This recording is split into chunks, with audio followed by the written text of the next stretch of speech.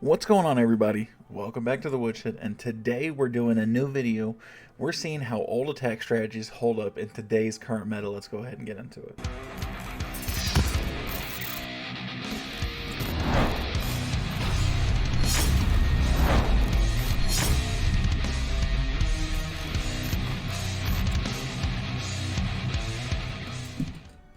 That's right.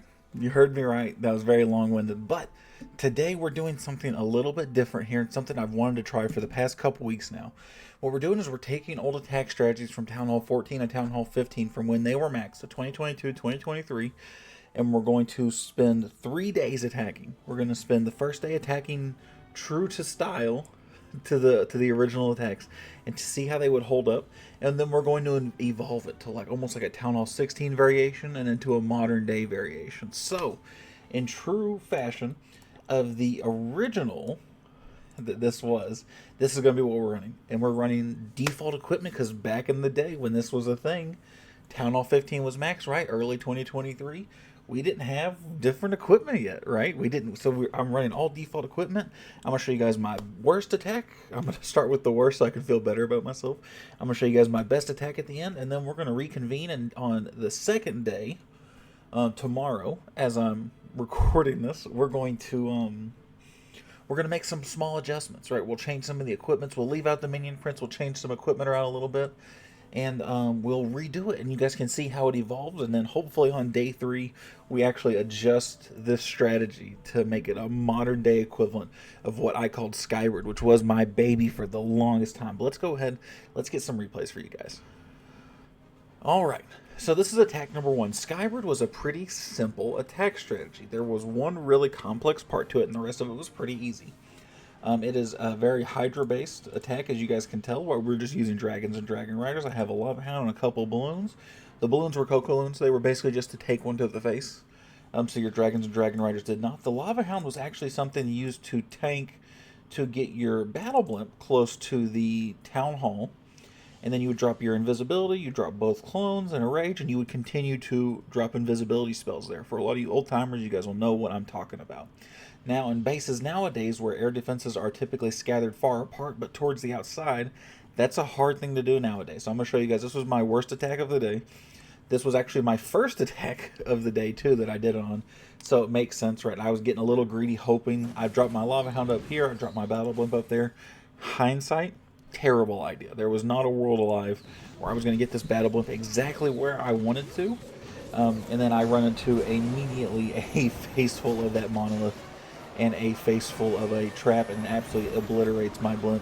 Now you notice, see, this is the part that a lot of people struggled with when it comes to this attack strategy back in the day, was managing the drop with the invis clone rage, right? Was managing all that without getting your troops obliterated immediately, right? And so you can see that the normally in this case I wouldn't have been so aggressive with it back in the day. I would have actually given there being a I would give it half a second, kind of like you do when you do a Royal Champion charge, right, where you let them overlap. But as you see, with the Town Hall weapon the way it is, my archers would be gone. So I actually didn't get them into the worst position in the world, but I would like them to be a little closer to where that monolith was, so I could have cloned them. Or if I'd have thought about it, I could have cloned them down a little bit, trying to get closer to that Town Hall, and maybe have gotten at that point. But now I'm praying for the 2-star with this Skyward, which is not a very easy thing to do. And again, because of equipment and how it had changed, excuse me, there was not a lot of use for a king and queen in this attack strategy. So you know what most people use them for? Funneling. Now, and a lot of people also did send in their royal champion given with their actual army compositions. Now, there were cases where you definitely could use it kind of solo, like a lot of people use it now, where you could send them off by themselves, because that royal gem actually still was halfway decent at giving your royal champion a little bit extra health. And you can see I actually even threw back on the pets a little bit, man. Look at that. This takes me way back, but this was the issue with this attack, is if you did not get the town hall with the blimp, you were in trouble. Even if I'd have gotten a town hall on this one, this would have been a base that I would have probably not 3-starred regardless. Just because of how outdated, excuse me, just because of how outdated the attack is and how outdated the equipment is, the Archer puppet and the Barbarian puppet did me zero favors. And as you guys can see, the attack is sputtering out very quickly where I'm just down to King and Queen left. So we're going to fast forward here so you guys can see just the last few seconds of it. But yeah, that was the size of it. So I got a 69% 1 star. Nice. Now let's go take a look at the best attack I had for the day. Alright, so this was my best attack today, right? And this one was definitely a much, much better attack. Now, this was like my second or third attack. So I had made the mistake from the first one. I said, you know what? Let's not do that again, right? This one, I don't believe I'm going to try and just go straight to the town hall with just the lava hound. I might actually from over here, actually, now that I'm taking a look at it. Oh, look, I didn't actually watch this replay beforehand. This was just the highest percent and the most stars that I've gotten from any attack. So I'm going to place my invisibility right here. I'm actually going to clone and slightly scoot it up. Yeah, look at that. Oh, I'm actually going to be able to take out this town hall. I'm going to be able to take out the sweepers. That means I'm going to sit here for all of 6 invisibility spells. But my army will come up from over this side because I'm trying to get behind this sweeper over here. Only downside to something like this is because the town hall and the monolith weren't together. That monolith is going to go unbothered, and it is going to absolutely cream what is left. What if my army ever makes it that far? I am using the early warden ability. You can see, just look at the equipment, man. It was going to be a hard sell one way or the other. Even with just the pet combos, right? The pet combos could be worse, right? Don't get me wrong, but the lack of equipment made this pretty hard. Hopefully tomorrow is better, and with the changes on equipment, right? I get to have a pretty nice go here. And I do remember vaguely what I ran at Town Hall 16 too. So tomorrow will be a pretty good day as far as attacking goes. You'll at least get some. Hopefully you'll get a better worst attack for the day. And you'll see even then, right? Like I still have my Royal Champion. She still has her ability. There was a real chance, and still is a real chance for this to get the 3-star. We are going to speed it up here a little bit though. You notice she goes on by herself. That revive helps a little bit the Royal Gem, but because that Poison Tower, only so much that could really happen for her right there. Slowed her down enough. So it really didn't matter what she was going to do from beyond there. So I do keep a pretty high percentage here. I'm going to get into the mid-90s.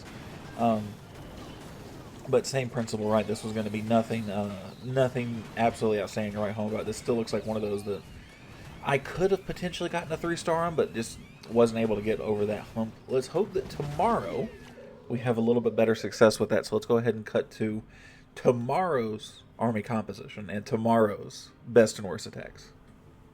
Alright, so day 2, here's what our army composition looks like now. Here's the difference between day 1 and day 2. Day 2, we actually do have the introduction of hero equipment, right? Which is pretty sweet. But there's no epic equipment. There's still no minion prints, right? So we're using still some standard equipment. So this, again, showing you the kind of evolution of what happened to this, right? This is kind of where what this became. And you'll see why it didn't get to stay super popular. Let's do our worst replay for this one first. So this is my worst replay of the day. You guys will notice this is substantially better than my worst replay from yesterday, from the first day where I had all the default equipment and stuff like that. Now this one, much better, right? Still wasn't a fantastic day in all. I think I got 1 3-star. And then this is going to be my worst. This is going to be a 68% 2-star. I'm playing it safe here with the Blimp, as you can see. I'm not going for any long-range Blimps or anything like that, considering that I could get 1 sweeper. I could have come in from over here, and in hindsight, that probably might have yielded a little bit of a better result. This was, again, my first attack of the day when it comes to this, doing the new version of it, right? The Town Hall 16 version of this attack, right? So this is, again, I'll credit that a little bit to Rust, but I don't think it would have made that big of a difference. Again, this being such a, I think this was, again, a 68% 2-star, so I don't think it would have done that drastically for me. Placing down all the army up here, same thing. You'll notice I actually am running the Rage Gem on my Warden. I am a huge fan of that. I'm actually running the Haste Vial and the Hog Puppet, which was a favorite combination of mine back in the day. Now, because my Super Archers didn't get the Monolith like I wanted, I am sending my Royal Champion in on a solo mission to get that. She does still have Diggy attached to her, so she should be able to get that Monolith. And the Hogs actually did do great value, and I actually don't hate this combination even still to this day. I just think there are typically better combinations you can use. And look at that Giga Bomb just absolutely take everything out. The Rage Gem adds nice support to this army as it flows through the base, right? Keep giving a little bit of a damage buff, which is something this army really needs, because if you don't have a beautiful Super Archer Blimp, with this you'll see right here, this really does fall flat on its face. Realistically, if you could have gotten both of those sweepers, which I might have been able to, again, I don't know exactly where they were now, that they're gone, I assume here and here. If you could have lined that up and gotten your Super Archer somewhere in here, that could have been absolutely catastrophic. But you have to hope you don't run into a tornado trap. There's a lot of risk involved there. So this was a safe play. But now we're going to go look. 68%, I called it exactly. Let's go look at our best replay from this day. So here's our best replay. And if you guys can tell me in the comment section, I'd love to hear you guys' response on why you think this was the one base I 3-starred on day 2. Only base I 3-starred, mind you, right? And again, these were done in that 5,800 trophy range, right, towards the end of season. Really what I'm doing there is I'm just using the giant arrow just in order to actually take out those invisibility towers. I really just want to be able to conveniently get all my Super Archers in there and just let them wreak havoc. There's so much to this coring compartment that if I can just get rid of all of that with my Super Archers, the rest of the map should be a walk in the park. I do wait for the Town Hall's artillery to come down. I wait my Blimp to get an extra half a second ahead, and then drop the clones, drop the invisibility spells, and I absolutely decimate the core to this base. There should be nothing left, and now all that's left is for my troops just to wander around town. This one's not super fancy. There was nothing amazingly done here, so I'm not going to make us watch this. As you guys can see, I'll double the speed real quick, but this one was an absolute massacre. There was no conversation here on really what was going to happen. And you can keep in mind, this one was just a flaw in the base this time. This one might have worked on like Super Yetis. It's probably what it was intended for, the Yeti bombs, but didn't get to have that issue here because Super Archers, right? So that guy was probably pretty surprised to see that in his feet, although not the best base design. Let's go into day 3 and see what our army comp looks like there. All right, so here we are, day 3, the finale, right? This is the part that we've all been waiting for. Wanted to see how this really works out. So, to no surprise, right, we have dropped the Barbarian King in this scenario, right, in favor of the Minion Prince, in favor of having a little bit more oomph, if you will, as we go throughout the base, right? Some extra support. The King's good for funneling in this scenario, but that's kind of the size of it. Nothing else he really does is really worth that much as far as a Skybird attack goes, right? So we're using the Minion Prince, we're using the Angry Jelly on him. We do put the Unicorn on and the action figure instead of the Healer Puppet. Now, if you want to run Frosty and the Healer Puppet, that's fine. You just kind of need to have one of those combinations or the other.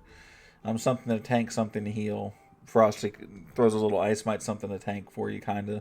And then the Healer Puppet. Those are pretty interchangeable to me. I do switch to the Healing Tome. That's just a personal preference as the game has evolved for me, where I prefer the Healing Tome. And to zero surprise, we are using the Rocket Spear and the Electro Boots. I do keep Diggy on her. I think that was an accident. I meant to change at the start of the day, but it ended up really not mattering that much because I didn't, and I still had fantastic success. So let's go ahead and look at the worst attack for the day. I think this one will really surprise you guys. So this one was actually my last attack for the day. And like I said, with this last one, I had some very, very surprising results. I do throw the giant arrow down there, trying to get some big value. I do miss these sweepers. Sad days are sad. And right here, you'll see why this ends up being my worst attack. You guys notice anything missing? I'll give you a second. Let's looking real close.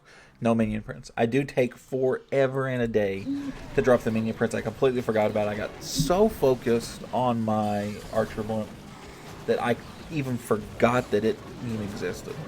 So, and now because I'm so worried about those double invisibility towers. From the olden days, invisibility towers were the killers to Super Archer Blimps. But now, as you can see, not so. I was able to work around it on this base more specifically. I might actually play around with this attack a little more, and now the Minion Prince finally comes in up here, and he's coming to work out and help out a little bit. It's going to be a little too late for him, though. I am going to secure a pretty decent percent out of this, and I do have a Royal Champion coming in at the end. She's going to help me bolster some extra percent here. But you'll notice there is one spot down here that I have neglected very sadly in that monolith. That monolith is going to cause troubles when we get around to that area. We're going to speed up ever so slightly so you guys can actually see it. There we go. Go right here. So they're actually attacking. And again, this is one of the great moments of having Diggy on her, is that she has the ability to go over here and actually take out this monolith. But she's taking 2 shots. She's immediately down to half health just from that itself. And this single Inferno plus this Ricochet Cannon is going to be the end of her, which is a shame because look how weak that single Inferno is. Oh, that's one of those that just hurts your chest. And see, even then, that Diggy hit, if you'd have thought, I guess that's just the issue with all of these, right? He absolutely could have taken out that Inferno Tower. We're going to speed this up. This one ends at around 90%. So this is actually, this being the worst attack of the day, is outstanding, right? It's something that I definitely didn't expect from this attack today. Let's go look at our best attack. All right. So this is our best attack. This is a base I don't see a ton anymore of, but this was one I was more than happy to take full advantage of. So what we're going to do here, we are going to get our queen with her giant arrow. We're going to take out both these sweepers. We're probably going to place our army in on this side right over here, right somewhere in this area.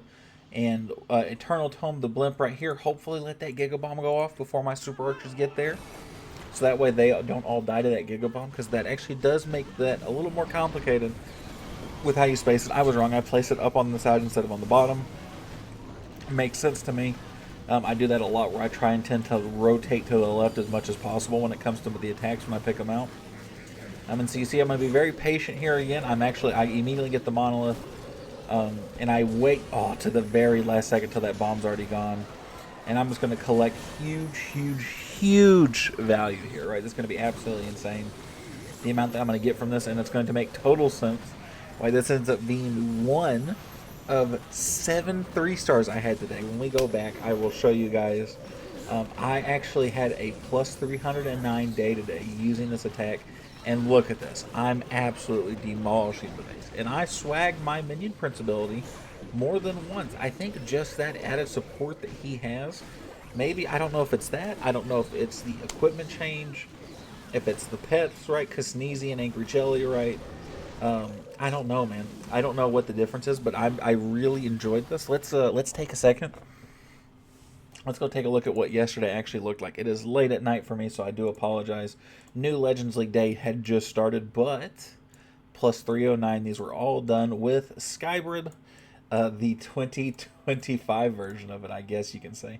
Very last attack was actually, I almost had a perfect day, and that and not dropping down my Minion Prince is what caused me to miss that. As you guys can see, everything else was beautiful. That could not have gone any better. I'm going to be curious, and I'm going to be honest. I might continue to use this. I might put this back on the roster from time to time, just depending on how I'm feeling. But let me know what you guys think in the comment section below. Let me know if there's any other throwback armies you guys want me to try. I appreciate you guys. Thank you so much. Make sure you like, comment, subscribe. I'll see you guys in the next one. Thanks, everybody.